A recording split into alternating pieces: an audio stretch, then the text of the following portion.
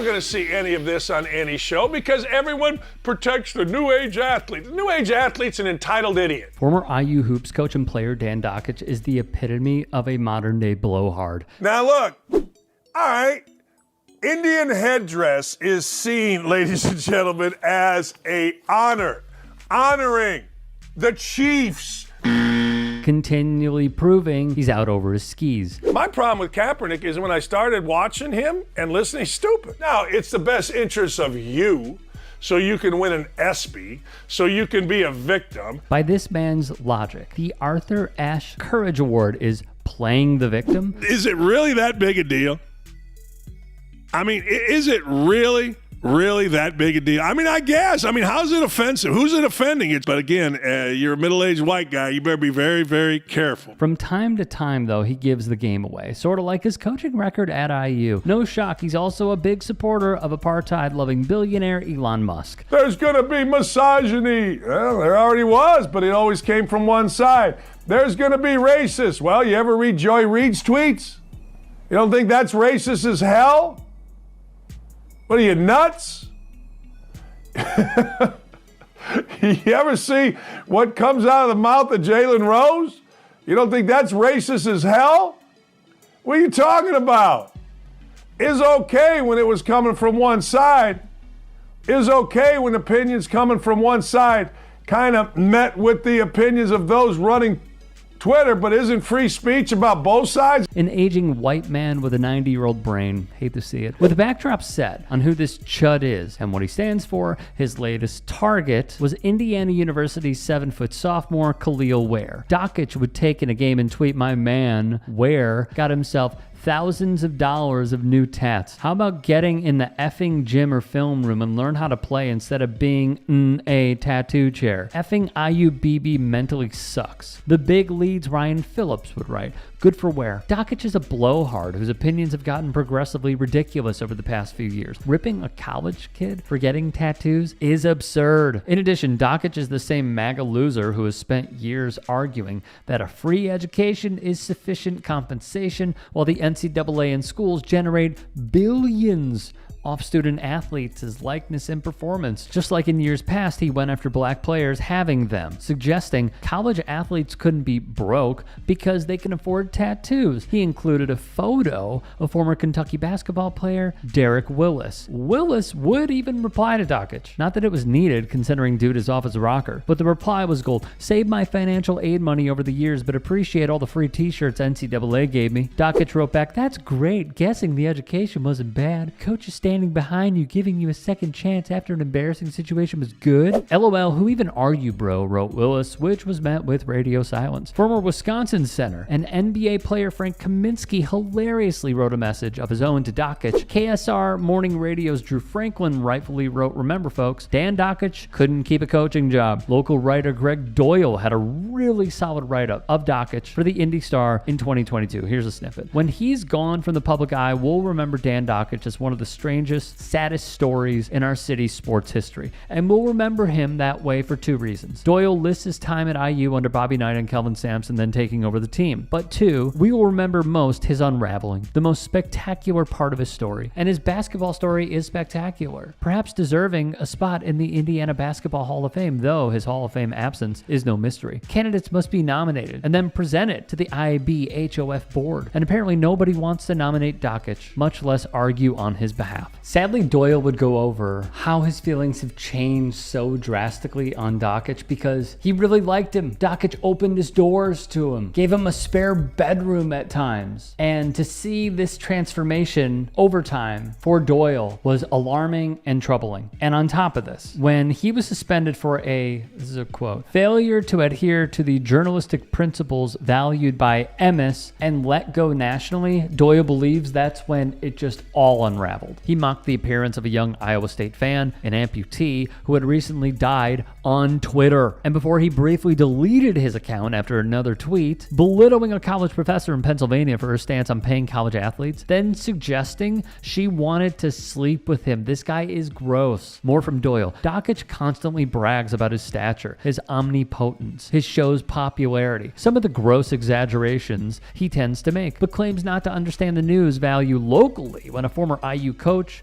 / prominent radio host does something that makes headlines nationally. Somewhere along the way, Dakich fell in love with the sycophants, retweeting the small handful of people who praise him, not seeing how transparently pathetic it is, and mistaking the enormous hatred he attracts as relevance. Is a cockroach on the countertop relevant? No, it's disgusting and people react strongly. Doyle would give credence to Dakich's ratings because look, IU guy, talks about the Colts a lot, has a big mouth, which obviously is a plus for shock jocks and radio stations everywhere. But over the years, he has become toxic and his ratings have dwindled in the city. For months, Dakich has been revealing his true character one episode at a time. So insightful about basketball and the inner workings of a team, he now fancies himself a political talking head, adding a second daily show on a right-wing radio station that specializes in conspiracy theories, half-truths, outright lies, and hate. His handful of supporters tell Dakich he's wise, and he believes it. The biggest bully in town uses his radio show as the ultimate bully pulpit, swinging down at everyday listeners who critique him on Twitter, unleashing his supporters to attack on his behalf, or airing his years-long insecurity that Jay Billis is ESPN's most popular analyst. Why am I getting bumped by Dick Vitale and Jay Billis to do the Indiana-Purdue game? Dakich lamented on air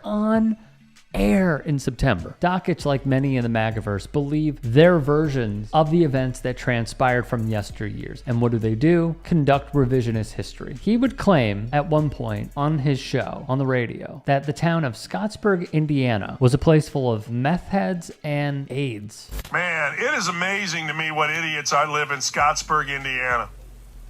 You towns down there, you're all full of meth and AIDS and needles, and we should just annex them and get rid of all of them. When he clearly did. He would also say after another mishap, of which, as you could tell, there were many with this man's character, and I quote, "I don't know if ESPN is going to have me back. I assume they won't." Then, when they didn't, he claimed it was his choice.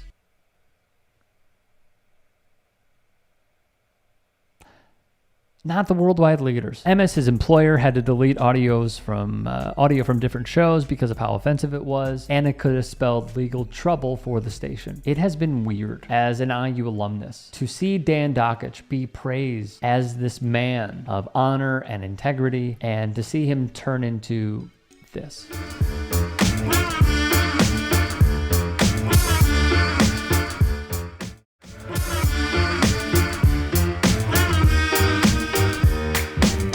In the year 1999, Rage Against the Machine got in some good trouble, as Wall Street raked in record profits, coupled with record layoffs. Rage performed. We're filming on Wall Street, and we have a permit to film on the federal steps. Okay. We do not have a permit to film on the city sidewalk. You're kidding me. So we're rocking on the steps, and as for listeners who may not know, when bands are making music videos, they're not really playing. Right. There's playback happening. It's like a CD or something, and you're miming along. Just so that's important later. So we're playing on the federal steps, and Michael gives one direction to the band. He says, "No matter what happens, don't stop playing. No matter what." So I'm like, that's easy to remember. Guitarist Tom Morello, speaking of legendary director Michael Moore here, the same man who did Fahrenheit 9/11, Bowling for Columbine, and much more. At Occupy Wall Street, Morello spoke further. The country and the planet is owned and run by people who don't deserve to. They do it in the name of profit. They do it in the name of privilege. They do it at the expense of human rights and at the expense of environmental rights. What you're seeing in the currently 1,300 cities, towns, and hamlets across the world that are being occupied is people across the spectrum who do not feel represented by their corporate masters. Thus, the scenes in Rage's Sleep Now in the Fire music video are completely authentic. It was a seismic move at the time that encapsulated capitalistic greed with American suffering. The crowd shots, not staged. The NYPD demanding the band cease playing, real. So we're up there on the steps and we're rocking out, we're filming the video, it's going very, very well. Some befuddled Wall Street traders are walking by, and then Mike says, "Okay, now we're going to play on the sidewalk where we don't have a permit to play." But ringing in our ears is, "No matter what happens, don't stop miming." Okay, so we go down on the sidewalk. As soon as we're down on the sidewalk, a New York City police officer comes up and he says, "You can't play on the sidewalk, you got to get back on the stairs." And I'm like, well, thinking to myself, Mike's my director today, you're not the boss of me. So Years later, Morello would reflect to the audience at the Troubadour, legendary venue, by the way. Thus, the scenes played out as such. Moore is yelled at by an officer. The cops try getting in front of the cameras. More officers are called to the stock exchange, but rage plays on after being demanded to stop, and doing so with a grin on their faces. And so he's like, get back on the steps right now. Back on the steps. Everybody on the steps. Now he's the vein comes. Cop vein. There's a cop vein that shows on the neck, comes out. Where you can see the pulse happening. You can see the pulse, and I'm clearly defying him, and we are playing when he's saying not to play. And so he reaches down and he unplugs my guitar. And of course, the music does not stop. That's fantastic. And he recoils with a slow horror of someone who's like in the presence of a warlock. And he unplugs Timmy's bass. Nothing's and happening. He can't believe what's happened. Like, Moore would be placed in handcuffs and arrested. You could see drummer Brad Wilk look over, but they remember the director's strict commands. Don't stop playing. And he dragged his ass off the stage. You can see it in the video. It's like Michael being led away in handcuffs. And over his shoulders, Michael's being led away up the stairs. He says, "Take the New York Stock Exchange." So Brad and I, followed by the cameraman who didn't know, no one had any instructions, we run into the New York Stock Exchange. There's this nice guy, I'm sure, making minimum wage in this sort of ill-fitting outfit who's supposed to check the guests. And I said, "Sir, I'm here to take the New York Stock Exchange. Which direction do I go?" And he did his job well and called security. Which is exactly what happened. Rage's members would enter but be reprimanded viciously by the NYPD, pushed, shoved, and much more. However, a mission was accomplished. Prior to the video's release, the Wisconsin State Journal wrote Moore was manhandled, and as members of the band entered the exchange, security hit the alarm. Metal bars quickly slammed down, sealing off the area. Moore would say, for a few minutes, Rage Against the Machine was able to essentially shut down American capitalism, an act that I am sure tens of thousands of downsized citizens would cheer. The Buffalo News' Anthony Violenti would write, "It was shades of the 1960s, when Jerry Rubin and Abby Hoffman stood in the balcony, tearing up money and throwing it down on the floor of the New York Stock Exchange."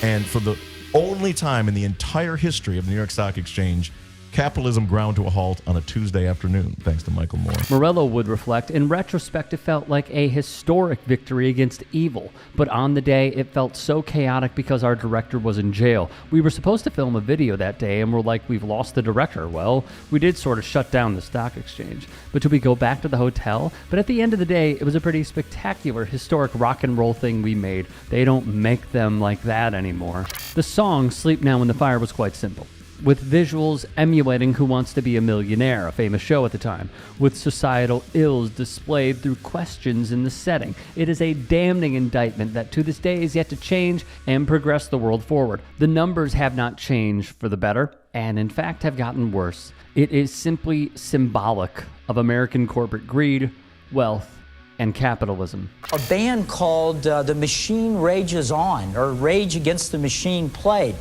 That band is anti-family, it's pro-cop killer, and it's pro-terrorist. Look no further than the 2000 GOP presidential candidates. Breaking down the lyrics of the song, Abdul Aziz Turhan Kariko would write, "We hear Jesus bless me with his future." This line is about a book by Max Weber, Capitalism and the Protestant Ethics, how religion is connected in supporting and spreading capitalism. Then we hear, "And I protect it with fire," which means I will protect my assets even with force if necessary, and with fire I will burn books or information about my greed. So raise your fists and march around, just don't take what you need. I'll jail and bury those committed and smother the rest in greed. It's rather simple. Protest if you wish. Just don't do anything more than march, or else you will be buried as we uphold the status quo, including the deploying of troops to protect the capitalist state. Abdul Kariko would take the next two lines, "Crawl with me into tomorrow or I'll drag you to your grave," which means I won't even hesitate to kill you to protect our assets/wealth. This verse is ended with, "I'm deep inside your children, they'll betray you in my name." That can be interpreted as any possible changes on not to become greedy will be too late because their children will already be following the capitalist. Even amongst families, greed will make them betray others as if it's natural. One of the hardest verses is the pre-chorus where Zach De La Rocha goes, "I am the Nina, the Pinta, the Santa Maria, the Newsend, the rapist, the Fields Overseer, the agents of Orange, the priests of Hiroshima, the cost of my desire, sleep now in the fire. From Steve Dowdle, De La Rocha hits additional points alluding to the atrocities of Agent Orange, declaring the nuclear annihilation of civilians as a holy choice, hence priests of Hiroshima, and the twin terrors of physical and sexual slavery. His invocations of these deep-seated sins of capitalism are sharp, but when coupled with the fact that this voice of the system isn't trying to hide behind anything, that is, he isn't trying to justify atrocity because of the eventual bottom line benefits, it puts the critique into an uncomfortable focus. If capitalism were honest, would we support it? Or is it too strong, too deep, too insistent? What's the cost of our desire? Are we truly sleeping in the fire? At the end of the video, it reads, at 2:52 p.m. in the middle of the trading day, the stock exchange was forced to close its doors. No money was harmed. Pathetically, and I mean pathetically, Rage lost out to Limp Bizkit at the 2000 MTV VMAs. I suppose that gives an idea to the mark they made. Hey everyone, if there are any stories that you want to bring to our attention, whether it is the local level, collegiate level, professional level, national level, that you think would be worthy of a story and us covering, there are so many hours in a day and only so much we see. Submit them to me. Get at me on Twitter, on Instagram, and TikTok. Send me a DM, send me a tweet, what have you. We appreciate it. Hope you have a great day.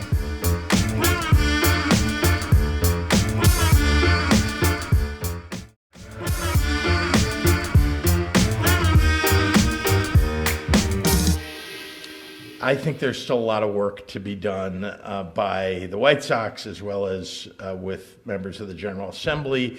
But I will say that I think I've been really clear about the fact that the taxpayers' dollars are precious.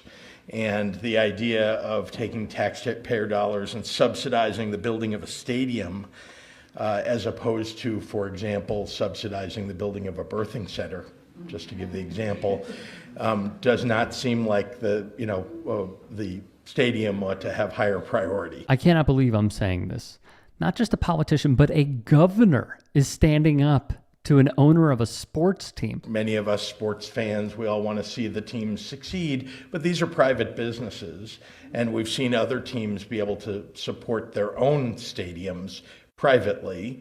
That would be ideal here, and I think that's something that I would encourage. I mean, I start out really reluctant, and unless a case is made that that the investment yields a long-term return for the taxpayers that we can justify in some way, I haven't seen that yet. Spoiler alert, you won't. The information that we've gotten so far is still very limited.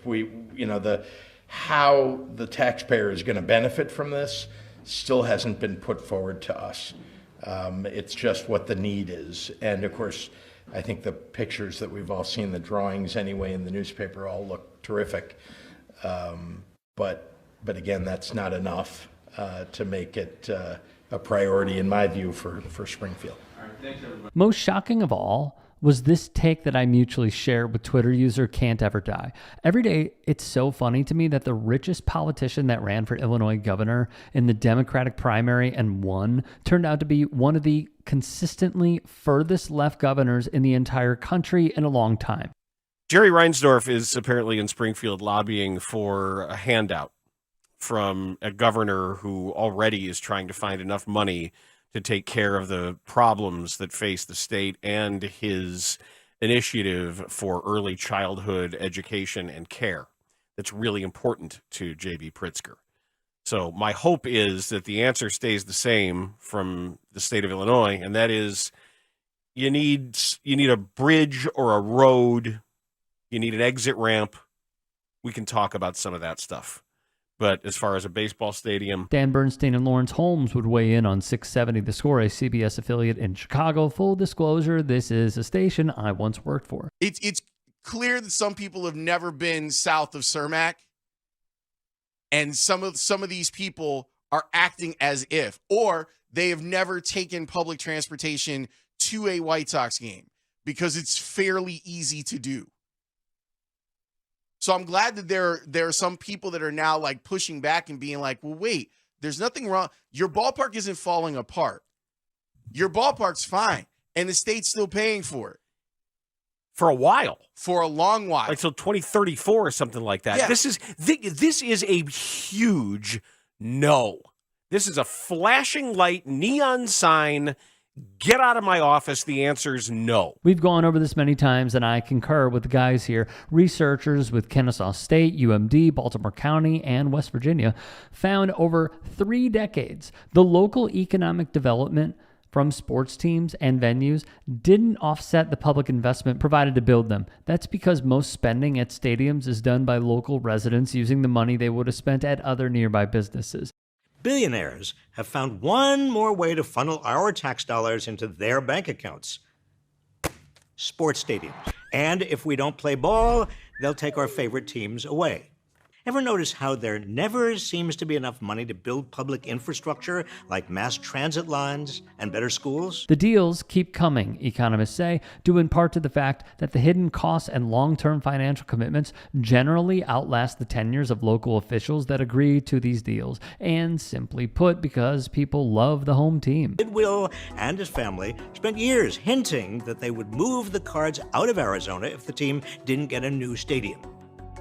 Their blitz eventually worked, with Arizona taxpayers and the city of Glendale paying over 2/3 of the $455 million construction tab. And State Farm Stadium is not unique. It's part of a well-established playbook. A tale as old as time, via berkeley.edu. Unfortunately, the subsidies have not created the local impact they promised. To understand why, consider the Falcons' new stadium. It cost $2 billion, $700 million was paid by taxpayers. While proponents may talk about a multiplier effect, several theoretical and empirical studies of local economic impact of stadiums have shown that beliefs that stadiums have an impact that matches the amount of money that residents pay are largely unfounded.